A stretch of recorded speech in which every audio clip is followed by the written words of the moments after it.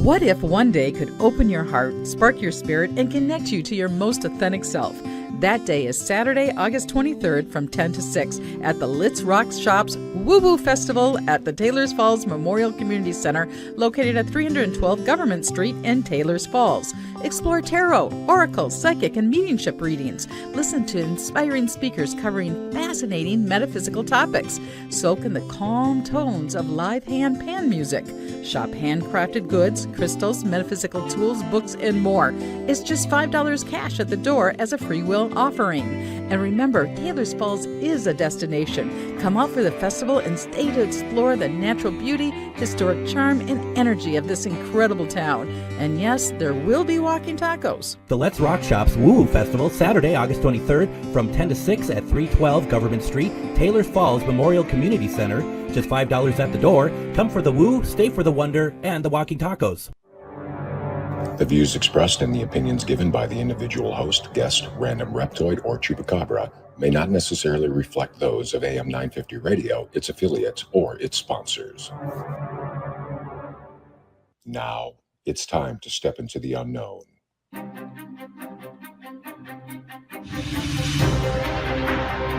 There are things people experience but never talk about. A shadow moving in the corner, flickering of the lights, a disembodied voice. We invite you to talk with us. Share your story, share your experience, because this isn't just your story, this is our story. This is GhostBox Radio with Greg Bakun. And this is GhostBox Radio on AM 950, where every night we talk about the paranormal, ufology, Bigfoot, and so much more. My name is Greg Bakun. Thank you very much for joining me tonight. We also have in studio tonight with us Mr. Adam. How are you doing tonight? Doing very well, sir. I'm very interested on tonight's topic as well. And it's a Wednesday. It's really thrown my entire week off because normally I'm here Thursdays and Fridays. Yes. And I almost feel like that I'm almost in a time warp, if you will, because all day today I'm thinking, oh, it's Thursday. Great. No, wait, it's Friday. No, that's cruel. That's cruel.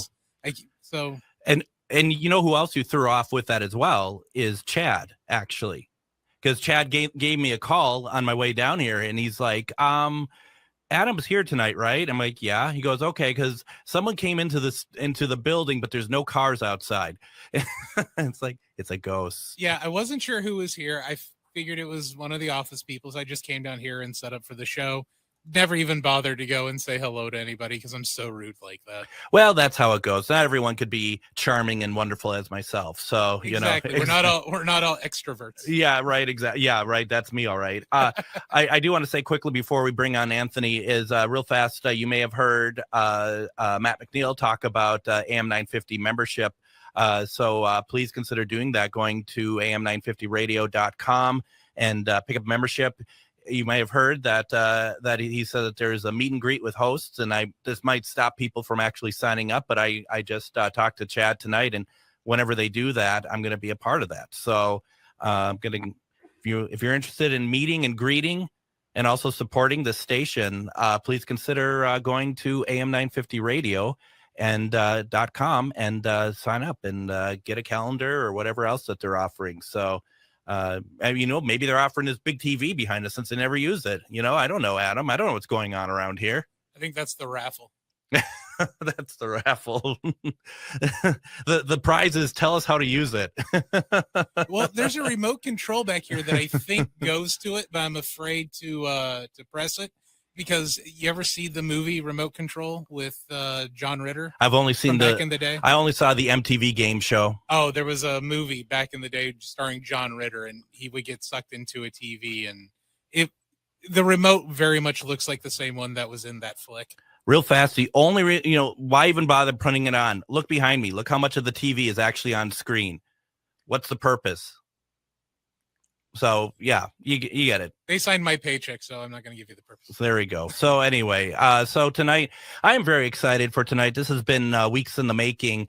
And I love to talk UFOs. And I saw about a month or so ago that Anthony F. Sanchez had written a book called UFO Nexus, A Journey into Alien Realms and Cosmic Secrets. And I reached out to him to see if he'd like to be on the show. Not only did he want to be on the show, he sent me a copy of the book. And I found a new favorite author when it comes to UFO literature and talking about it. And what I like about it is that it is current as far as we know, with current events that have been happening this year surrounding UFO disclosures and other things. And I really am excited about it. So tonight we are going to have this conversation about the book with its author, Mr. Anthony F. Sanchez. Anthony, how are you? Welcome to GhostBox Radio. I'm doing great. Thank you so much for having me. I appreciate it, Greg. Oh, I appreciate you very much that sent this. This was really, we were talking beforehand, and you can get the book over at ufocurrents.com. Mm-hmm. And if you get the book between now and the end of the year, as listeners of the show, if you buy the book, you're going to be sent 2 unique bookmarks that go with the book, which is great because then you can remember where you left off. But honestly, you may kind of read it all the way through because there is a lot of information in this book. Anthony, can you tell our audience what the book is about, please? Well, I mean, ultimately, the book is about UFOs, UAPs, and extraterrestrials. One of the things I wanted to do was bring a contemporary nature to the book as a whole, because there's so much new stuff going on. With the congressional subcommittee hearings, David Grush making a splash onto the entire media scene. We're talking. There's such a profound. We're looking at such a profound moment in the history of UFOs. Yeah. It's been 50 years since 1970 to now that the government has taken a serious interest in UFOs. So we're at a real watershed moment. It really does seem like that, and it doesn't seem like, and I'm curious what you think about this. It doesn't feel like that necessarily we went into hyperdrive, yet we did with the disclosure information. But I feel like over the last, like with this year being outstanding in that arena, it feels like that we've been kind of getting closer and closer in maybe tinier steps, but those tinier steps have been bigger than anything we had seen within the last, as you say, 50 years. So, I mean, it just feels like that we are in a forward moving momentum that is exciting and scary at the same time.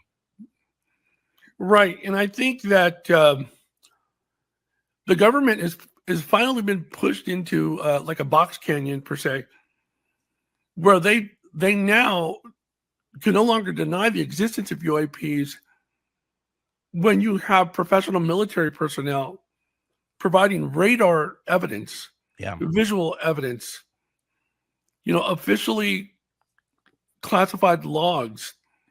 These are things that cannot be denied by the government any longer. So if the best of our best within the ranks of the military are saying we're seeing something, we don't know what it is, and these things are essentially posing a risk to our operations, and we don't know if they're from our adversaries or if they're from another world, it needs to be taken very seriously. It does. And I think one of the things too, that it doesn't matter in my mind. It does and it doesn't, that let's put to the side how much the government knows, how much the government is covering up. But what we learned from Grouch in particular, is that there is a form of bullying going on within their ranks of trying to suppress information from getting out. And that is that's a very serious charge in my mind, because it's it's bad enough if they are holding on and doing reverse engineering or whatnot, and are trying to cover that up. But it has to be even worse that they're actually going to these people who are risking their lives, like you said, the top of the top, the cream, is just the best, and that they're being threatened basically to keep their mouths shut. Right. Kevin Day, who was a radar specialist on the USS Princeton, he was a part of this entire 2004 incident with the original Tic Tac UFO encounter. And he tried to come forward. He tried to explain to his superiors what he saw, and they really shut him down. And David Grush likes to term it as administrative terrorism. Yeah. He says whenever these guys try and go forward with their information, they hit a wall. And a lot of times it's not enough that they just hit a wall. They are met with punitive measures. They are punished. They jeopardize their career. They jeopardize their reputation. But here's the funny thing. Kevin Day came forth with all of his information, and they ridiculed the hell out of him. They really put him into a tough spot. But now that the government cannot deny the existence of UAPs, and you have Grush, Fravor, and Graves giving their testimony at the congressional subcommittee, looks like Kevin Day is fully justified. Yeah, he was telling the truth. And you have two of the three individuals that were up there telling you this really happened. So, it brings up a point that I've often thought about, and I often think about this when it comes to conspiracy theories. And I'm curious if you would agree or disagree with it. I mean, you have politicians, and then you have government, and I think that they're two different things. Mm-hmm. And in my opinion, and this is why I say that, because you have at these congressional hearings, they're put forward. I mean, it's put forward by Knapp and Jeremy Corbyn. I mean, I know that they were a big part of moving that forward, but the people there were politicians. They're the ones who are listening and stuff. Right. But I feel like that the cover-ups and anything else that goes along with it, that is government, and it doesn't matter who's in control. I feel like that is that it's almost a machine upon itself. Right. What you're talking about is political theater. You see. Yeah. So you have individuals within Congress and in some cases the Senate who are truly interested in the UAP phenomena, and they want the public to know what these hundreds of millions of dollars are being spent on in some of these programs. Now, it's funny that with the NDAA that just came out that was put forth, there were Republicans and Democrats both siding saying, yes, let's get some information. Let's put a couple of lines in the NDAA that says, when we finally, solidify the funding for the next fiscal year or whatever, it's contingent on the fact that some UAP information is going to come forth. Well, at the last second, two representatives, two congressmen, Mike Turner and Mike Rogers, came out of left field and opposed it for no reason other than their concerns over funding. Yeah. These are two guys that never had a concern about UAPs, never cared about funding. So they're clearly being orchestrated and manipulated by somebody else who doesn't want UAP disclosure to come forth. Right. Right. And by the way, it didn't get passed. No. Yeah. And do you have any? I mean, who do you think that is? That's stopping it. I mean, because it's not like a special interest group or anything. I would think, right? It's more of a government. I think I know who it is.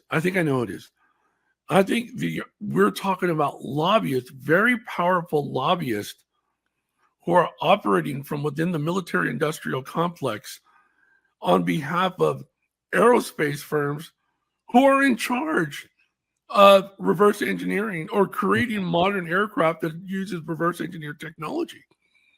For instance, let's say that in 1947 in Roswell, when that UFO crash occurred, supposedly we found 3 dead aliens, one of them alive, and we recovered a craft. Colonel Phil Corso stated that a lot of the technology that they recovered was disseminated throughout the private sector. A lot of semiconductor companies and whatnot. So let's just assume that technology over decades has been successfully reverse engineered and integrated into our technology or our aircraft, which is why we have such a profound edge over every other country on the planet, including Russia and China. They're not even close. We are still 30 to 50 years ahead of everybody when it comes to military technology. military armaments, everything. The stealth technology that we have in our aircraft purportedly comes from, according to Phil Schneider, who in the 1990s was on the circuit, on the lecture circuit, and who subsequently was killed. He was showing geological samples that he said were synthesized using gray technology that was a precursor to our modern stealth technology. So a lot of people have concern that the Chinese have caught up to the U.S. Well, they haven't. What the Chinese have done is they've infiltrated academia and a lot of our corporate institutions, and they've stolen a lot of the intellectual property. This is a known thing throughout the government. A lot of hacking incidents. So they managed to reverse engineer a lot of the intellectual, proprietary intellectual knowledge that was circulated throughout our best universities, our top military industrial complex, corporate, entities. But everything that they've stolen doesn't compare to what can potentially be still, forthcoming with regards to UAP technology. This is why at Stanford University in November 17th and 18th, they had the Seoul Conference thrown by Professor Gary Nolan. The Seoul Conference had retired United States Army Colonel Carl Nell there, putting up a timeline saying that by 2030, two things. One, we're in a secret arms race over UAP technology with our adversaries, Russia and China. He's saying that by 2030, we have to go public with everything that we have on UAPs, but at the same time, it has to be carefully coordinated and released in a structured way as to not freak everybody out. And I talk about that in some articles that I wrote at my website, ufocurrents.com. Definitely go and check it out. Well, Anthony, why don't we go ahead and do this? I'd like to take our first break. We have some questions that are stacking up in the chats. Everyone has questions. Feel free to put them in the chat, or else you can call in at 952-946-6205. The book is called UFO Nexus, A Journey into Alien Realms and Cosmic Secrets. You're listening to GhostBox Radio on AM 950. Greg Bakun here. I've told you about the out-of-the-world roast beef sandwiches at Maverick's Real Roast Beef, but I haven't told you about their Philly steak sandwiches, turkey bacon avocado sandwich, BLT, crispy chicken, fish sandwiches, brisket, or pulled pork. Okay, you get the idea. They make a lot of delicious food to the same standard as their famous roast beef sandwiches, and now I'm starving. I'm going to go to Maverick's Real Roast Beef off Lexington and Roseville, and you need to go too. Check out their menu at mavericksbeef.com. What if one day could open your heart, spark your spirit, and connect you to your most authentic self?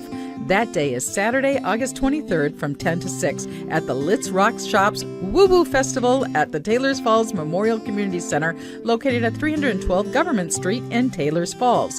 Explore tarot, oracle, psychic, and mediumship readings. Listen to inspiring speakers covering fascinating metaphysical topics. Soak in the calm tones of live hand pan music. Shop handcrafted goods, crystals, metaphysical tools, books, and more. It's just $5 cash at the door as a free will offering. And remember, Taylors Falls is a destination. Come out for the festival and stay to explore the natural beauty, historic charm, and energy of this incredible town. And yes, there will be walking tacos. The Let's Rock Shop's Woo Woo Festival, Saturday, August 23rd from 10 to 6 at 312 Government Street, Taylors Falls Memorial Community Center. Just $5 at the door. Come for the woo, stay for the wonder, and the walking tacos. Have you ever met someone who not only can help you on a deep spiritual level, but also potentially change your life? Refined Divine is an extremely gifted psychic medium who travels the nation and lives right here in the Midwest. And she offers mediumship, mentorship, house and business parties, energy healing, palm readings, and so much more. Refined Divine has helped thousands, and she can help you. Hi, this is Psychic Medium Deb. I cannot wait to hear from you. You can go to refineddivinepsychic.com. Greg Bakun here. I love historic tours of Minneapolis and seeing everything it has to offer. But if you know me, I like to include a little spooky in my tours, which is why I found the perfect combination. Minneapolis Trolley Tours does this amazing candlelight ghost tour that you have to check out. It's an extremely immersive experience. It's a trolley trip that starts out at a haunted mansion, traveling around Minneapolis locations exposing ghost stories that the public and business owners would rather left untold. Then a tour of the aforementioned haunted mansion where ghosts of past residents from the 1800s reside, plus a lot of surprises to discover. Next, experience Gertrude's After Hours. Did I mention Gertrude is the mansion's most famous ghost? Maybe she'll show up. And you finish up the tour at Gertrude's Lounge in the haunted basement of the mansion with refreshments and Q&A. The trolleys are climate controlled and the mansion is restored to perfection. Check out MinneapolisTrolleyTours.com for more information. And welcome back to GhostBox Radio on AM 950. I'm Greg Bakun. Thank you very much for joining me tonight. Before we get back to Anthony, I just want to remind everybody, we had Witch Jody on last week, and we talked about a seance that's happening this Friday. It's called the Yuletide site. Excuse me, if I could even speak. Maybe the government's trying to take over my speech patterns. I don't know. Yuletide seance. It's a great way to connect with your deceased loved ones for Christmas. That's happening this Friday. That would be the 15th of December. That's at 7 p.m. at Midwest Witchery and Healing in Stillwater at the Grand Garage. You can get your tickets over at MidwestWitcheryHealing.com. If I'm not mistaken, I think she mentioned that there are going to be some carolers there as well. And I really looking forward to it. I'm actually going to be there on Friday. So if you have a chance to go get some tickets, the Yuletide Seance. We are talking with Mr. Anthony F. Sanchez. We are talking about the book UFO Nexus, A Journey into Alien Realms and Cosmic Secrets. Man, this is quite the book. I mean, this is quite the conversation too. One that has to be talked about, isn't it? And Anthony, one thing that I had noted is that I had a couple questions come through. Mm-hmm. Joanne had said, when we're talking about more attention being put onto this, she's asking, is it the government or is that we are paying more attention as citizens? I would have to say that it's both, because you do have a lot of Congress men and women who are concerned with the voices of their constituents, and the constituents are saying, hey, we're the taxpayers, we're paying all this money to ATIP and to Arrow and all these other groups that have existed, these organizations. What are you doing? Why are you studying UAPs? Is there something we need to be worried about? You know, there is a retired CIA agent by the name of John Ramirez. Mm-hmm. This guy is interesting. And people used to say he was kooky, but I don't think so. He has come out and said that by 2027, aliens are going to reveal themselves through the government or through the military or a combination of both. He says that we are standing on the cusp of what could be the most significant event in human history. Now, Carl Nell recently at the Symposium, was saying that we're in a race to avoid a catastrophic leak, right? Mm-hmm. And we don't want to lose to our adversaries with regards to UAP technology. So you have Carl Nell saying that by 2030, we need to have everything done. Excuse me, sorry, my voice. Then you have John Ramirez who's saying that by 2027, aliens are going to make themselves known to the public, mm-hmm. or at least to the government and the military. A lot of people are arguing that aliens have already made themselves known. You know, I spoke to a gentleman back in 2010 from my first book, UFO Highway, who said that there were gray aliens working alongside the military and scientists from Los Alamos National Laboratories in Dulce, New Mexico. So, I mean, that's a very famous story. Yeah. But if we've already had established contact with gray aliens, who is it that's going to be making themselves apparent in 2027? You know, is it someone else? I mean, Linda Moulton Howe talks about the tall whites, also talks about the grays. You know, we have people throughout history talking about the Anunnaki. Yep. Many people believe that the Anunnaki are the progenitors who Colonel X back in 2010 said was the creator of the Greys, who, now reside in Dulce, New Mexico. By the way, there's apparently supposed to be gray aliens that also live at Pine Gap in Australia, their underground facility. And so, I mean, who is it that's going to appear in 2027?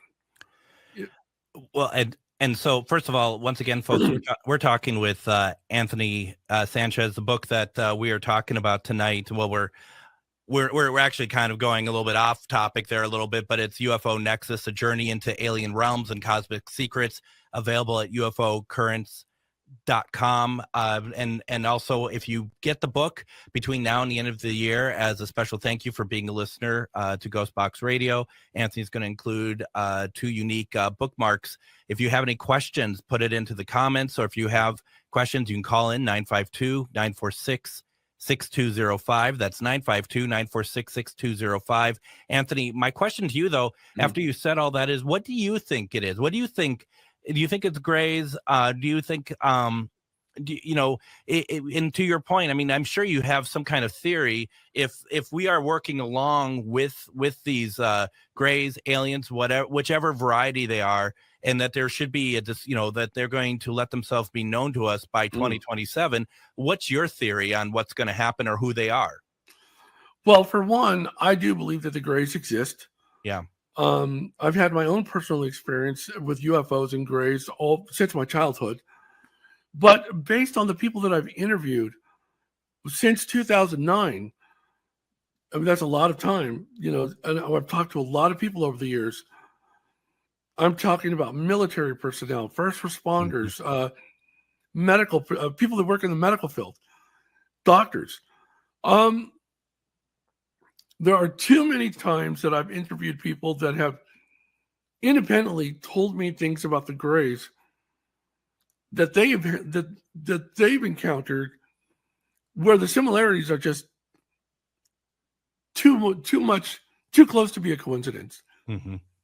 Whether it's through my lab, which is a military abduction scenario, or a traditional UFO abduction that has nothing to do with the military, I think that what we're seeing is lots of evidence of the Greys. I think that's who we're going to be encountering in the future. Mm-hmm. And the very prospect of an alien revelation happening in 2027, you got to remember, things like that were once considered mere conjecture. But now that has gained credence, especially with this leak of the disclosure plan that happened at the Seoul Symposium. There was a PowerPoint presentation. And on the presentation was a plan that outlined concepts. And I swear to you, they used terminology such as a hierarchy of beings. And if you're a fan of Star Trek, they even mentioned something called the Prime Directive. Oh, yeah. So alongside a lot of the concerns about geopolitical implications of countries like Russia and China, is that they may potentially acquire extraterrestrial technology. So when Colonel Now says we're in a race to acquire UAP technology that may appear or safeguard that which what we already have, he's talking about a significant threat to national security. All of this has to do with national security. Right. And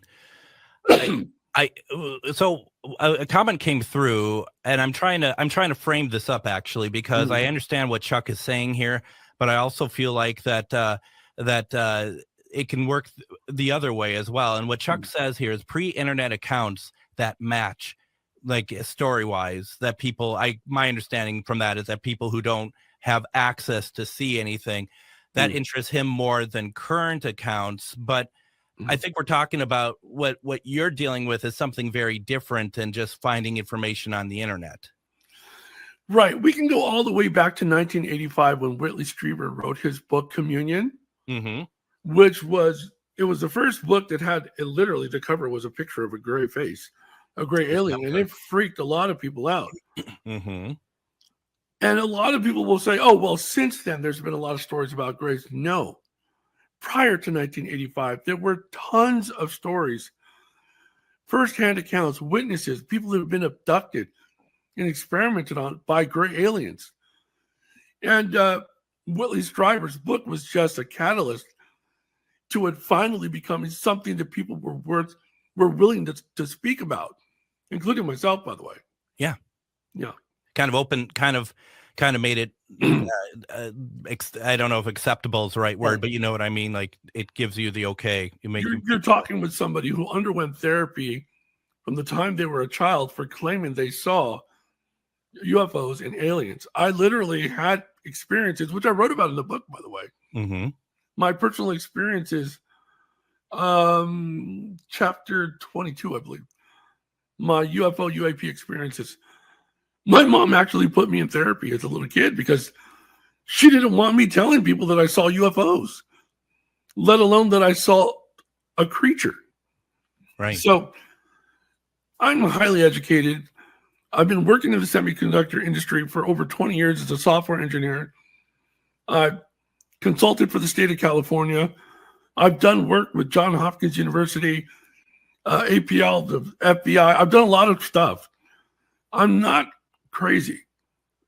A lot of people say I'm jeopardizing my reputation and my career by talking about this, and perhaps I was, Greg, but that was 10 years ago.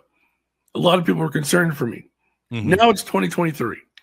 We just had congressional subcommittee hearings with a counterintelligence officer, David Grush, a famed pilot, David Fravor, and then Ryan Graves, and then not to mention Kevin Day, a radar specialist.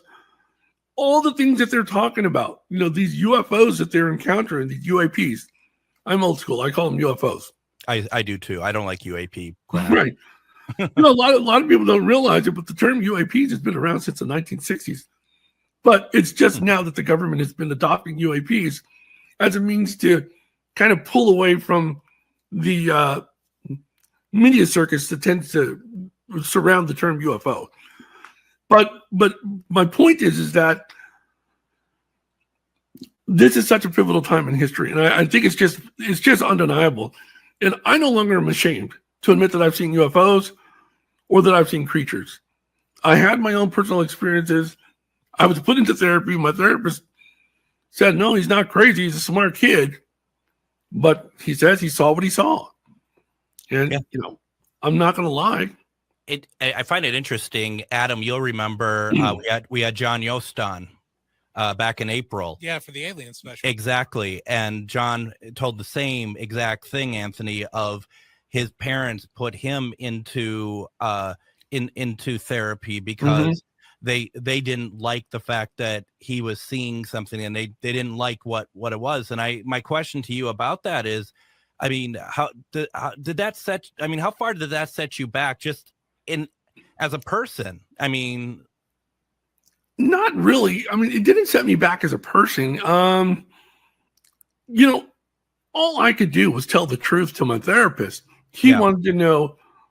I remember him to this day. His name was Dr. Jerry Agusa. He was a really brilliant man. And he asked me tons of questions, put me on the spot. And it wasn't interrogation. It was therapy. But, ultimately, I think he had to admit, this is what Anthony says he saw. Mm-hmm. There's nothing wrong with him. He's still a normal kid. He wants to go to school, play baseball. And, apart from the fact that I've had these experiences, there's nothing abnormal about my life. No. And I'm getting people in the comments who are just, this is what's been going on. Feels like therapy for a lot of people, like or a relief that they were able, like Julia is like, not everyone who's called crazy aren't crazy anymore. It's like there is a sort of a release of that, and that is good to see. It's just unfortunate that it taken so much time, but say 2027 comes around, right? I mean, it will come around. I don't mean to make it sound like it won't, but 2027 comes around, we get these aliens that revealed themselves to us. Do you think we as the human race are ready for that? I do, and I'll tell you why. Since the 1950s, the entire planet, at least the westernized world that's had access to movies and television, we've been conditioned through media, through early shows like The Twilight Zone, then Star Trek, then Star Wars, then Close Encounters of the Third Kind, Aliens, Predators.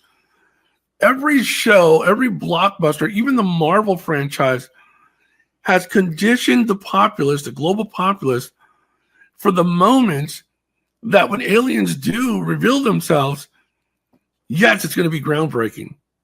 Yeah. But it's not going to be terrifying. I think people will be accustomed to the idea and prepared to accept it. Whereas in the early days, in the 50s and 60s, perhaps the 70s, they weren't ready. It makes me think of that program Alien Nation, like right. And if they start living amongst us, and then they're being they're being they're basically racially profiled, and that they're right. I mean, it's not unreasonable to kind of go down those tracks. But District 9. Remember District 9? District 9, absolutely. And I thought it interesting, Communion 85, no one thought about Grays before that, but you look at something like Close Encounters of the Third Kind. I mean, that's what they were looking like, which it doesn't that have like a connection to that film, which the name of it's escaping me, that Rod Serling had, that he narrated, that they were working with the government. As a matter of fact, it's like the only UFO documentary, right, that actually has been, that they shot in the Pentagon for. Right. I don't remember the name of it. But you know what I'm talking about, right? Yeah. And that they were promised by the government, some sector of the government, that there was going to be footage of aliens at an Air Force base, and that was pulled at the last second. But that was meant to be disclosure. That was meant to be like our first time looking at that. And that's a scenario that repeats itself throughout ufology. For instance, back in the 1980s, Linda Moulton Howe had talked with Richard Doty, and Richard Doty was working for AFOSI over at Kirtland Air Force Base. I believe it was Kirtland Air Force Base, and he was essentially part of a program that was misdirecting Paul Benowitz, who had discovered radio signals that were alien in nature. And the Air Force was very interested in what he was doing. But anyway, Richard Doty had allowed Linda Moulton Howe to see some information, classified documentation, showing... There's smoke in the bedroom. The alarm may sound. It's going to be loud. Sorry about that. Do you need to check on something? I don't know. Well, why don't we do this, Anthony? Why don't we go ahead? We take our next break. Why don't you go check on what you need to check on? Yep. And we'll work around. If you are still checking when we come back, we'll fill up the time. It's not a big deal. But why don't we do that? How's that sound? Sounds good. All righty. Why don't we take our next break? When we come back, we're going to continue our conversation about UFO Nexus, a journey into alien realms and cosmic secrets. You're listening to GhostBox Radio on AM 950.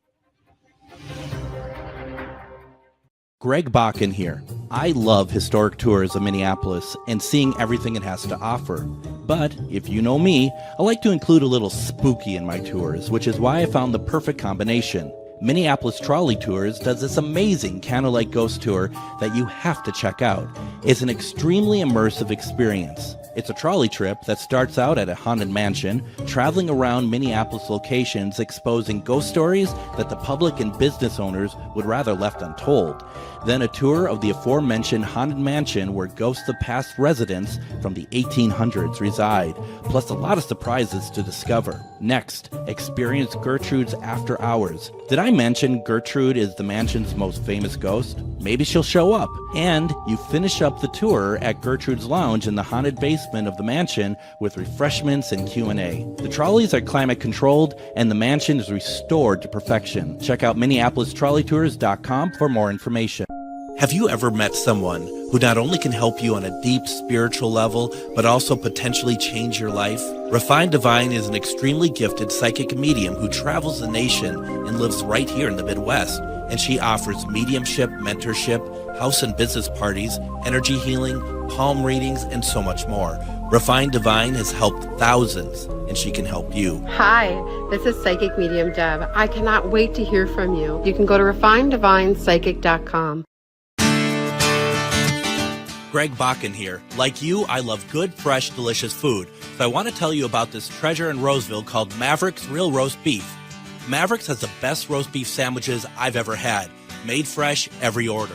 Add fries or onion rings dropped in the fryer when ordered, and you have a winning combination. Maverick's Real Roast Beef has a lot more than roast beef, so check out their website, mavericksbeef.com, or check out their restaurant on Lexington in Roseville.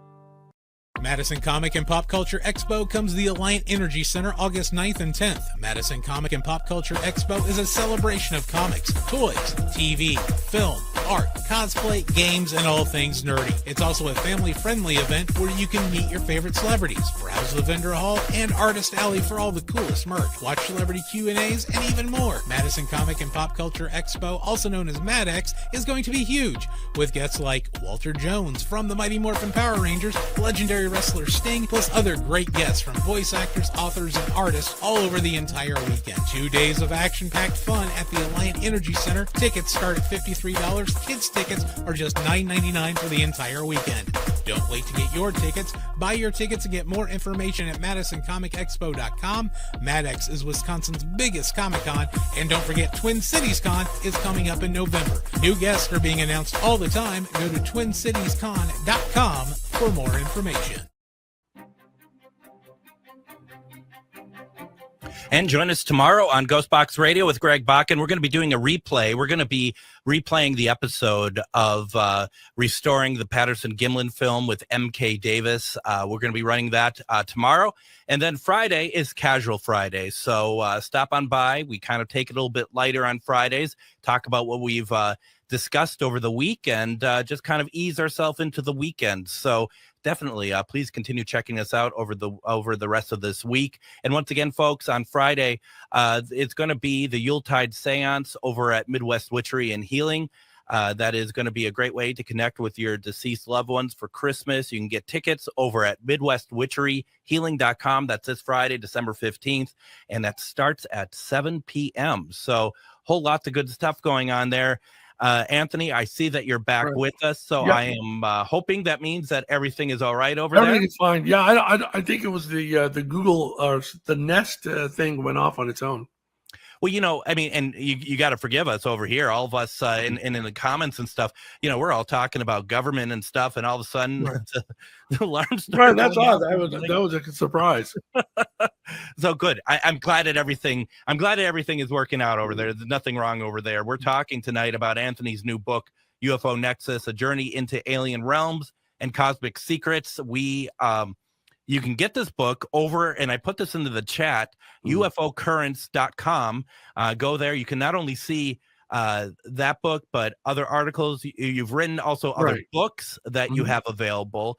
And honestly, Anthony, this book, there's something about and I was talking with Adam about it beforehand, the idea of having as you even mentioned yourself, a contemporary writer of UFO. And I mean, we've had some great authors on who have talked about, we had a great discussion with about Roswell, stuff like that. But this is, you're even including like the Arizona sightings and stuff as well. Right. As a matter of fact, I talk about the 2023 Las Vegas alien incident. Exactly. This is a family.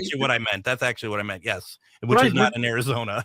Right. So in April 30th, on the evening of April 30th at midnight, which led into May 1st, a family in Las Vegas called 911. And they were terrified. They saw a large craft land in their backyard. It blurred the entire the area was blurred. They could see through it, but they couldn't make what it was that was obfuscating or blurring their vision. It also gave them headaches, by the way. Yeah. They saw 2 8-foot to 10-foot tall, gray-looking aliens. Terrifying. And they also they ran back into their home, and they heard these aliens walking on the roof of their house. They called 911. The police showed up. Not only did the police freak out, but at the same time that the family had made the 911 call, just prior to that, the police on their body cam had captured a blue-green streak in the sky. It would look like a meteorite or something. Yeah. And then also at the same time, at another house in another part of the city, you literally could see the entire night sky light up. You hear what sounds like a typical 1950s, 1960s style UFO sound effect, and then like a small explosion. You've heard a small explosion. So you have three things all happening at the same time, yet they want you to believe this is a hoax, nothing happened. Well, News Nation did a really good interview with a private investigator. And I got to tell you, based on everything that we're hearing from Congress, with all the UAP disclosure, all of these military personnel, that are very forthcoming, I think that we need to pay very close attention to incidents like what happened in Las Vegas. I've studied it repeatedly, and I'm telling you, that was not a hoax. That family saw something. And it's just a bit of a fun fact, but Las Vegas is just 147 miles away from Rachel, Nevada, which is the closest inhabited area to Area 51. So that's nothing. That's 147 miles is a skip, jump, and a hop away from Area 51. It is, and I've been up that way before, and it is something very different up there. But I'll tell you also, we talk about, when I hear stories about like the aliens walking on the roof of the house and stuff, my mind goes to like the film Signs, where it's not a great situation. There's nothing that in that video that they've done that makes themselves sound like that they're aggressive or anything. Right. But at the same time, we talk about, would we be ready in 2027 for that? And it's stuff like that makes it really hard for me to believe that we will be, because unless we have between now and then like more and more sightings that aren't scaring us, it is a kind of a frightening situation a little bit. In 1997 over Phoenix, they had the Phoenix lights. You familiar with that? Oh yeah, absolutely. It's funny, but in 1997, this was a massive event. Mm-hmm. And we thought this is something we were never going to see again. A mile-wide UFO slowly hovering over the night sky of Phoenix. There was lots of photographic and video evidence of that. 10 years later in Stevensville, Texas, the same thing happened again.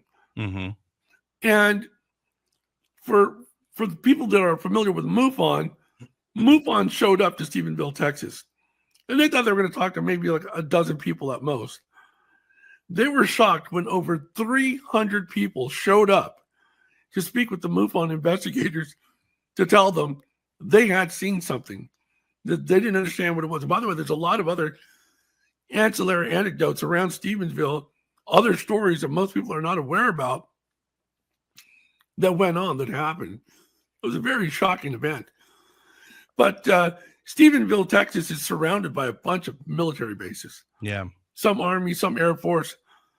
And so is Phoenix, Arizona. So the fact that we're seeing these massive UFOs near military bases, some of them nuclear installations across the Southwest and other parts of the country, it's not surprising. I think that a lot of these alien appearances via UFOs are happening around nuclear installations for a reason. I'd wondered that. Before I touch a little bit more on that, I always kind of find it interesting, the Phoenix lights in particular, almost more in some ways just as famous was the mayor's reaction to it at the time by basically making fun of it. But what I don't know, a year later, what I don't know how many people realize that he got on. I mean, now he speaks all the time about he's a believer. He's an absolute believer of it now. That's right. So I think that God, what was it? Fife Symington. His name was Fife Symington. And yeah, you're absolutely right. Initially at the press conference, he had a guy come out in a gray alien, blow up suit, made fun of it. Yeah. But a year later, he too had to admit, we didn't know what to tell the military. Yeah. We did not know what it was. And a lot of those reports were from highly credible individuals. I wonder, a couple of things are coming up in the chat here. Julie was saying that I was going to ask if there's a correlation between radiation and aliens, which is good. And she also says the Enola Gray was used to drum nuclear bombs or drop nuclear bombs, and then the aircraft was later kept at Roswell.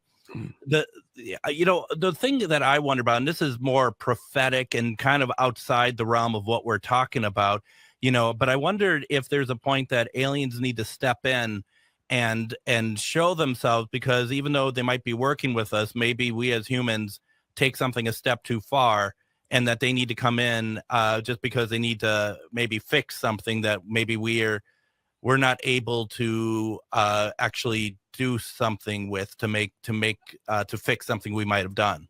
There's a great book that was written by Robert Hastings called UFOs and Nukes, and then Luis Elizondo, who was in charge of the ATIP, the now defunct ATIP program. Yeah. Their narratives essentially point to the fact that these aliens are making themselves apparent because we have gone too far with our propensity for development of nuclear arms, nuclear bombs. We're at a point where Pakistan, India, Israel, France, the UK, Russia, China, us, God knows who else, possess so many nuclear weapons. Just Russia and the United States alone have a combined 10,000 ICBMs that can end the world. Yeah. As we know it. By the way, I want to apologize to the audience. The reason why I'm breathing heavily and my voice is a little bit tough is because I was paralyzed for 2 years. And I just regained my ability to speak.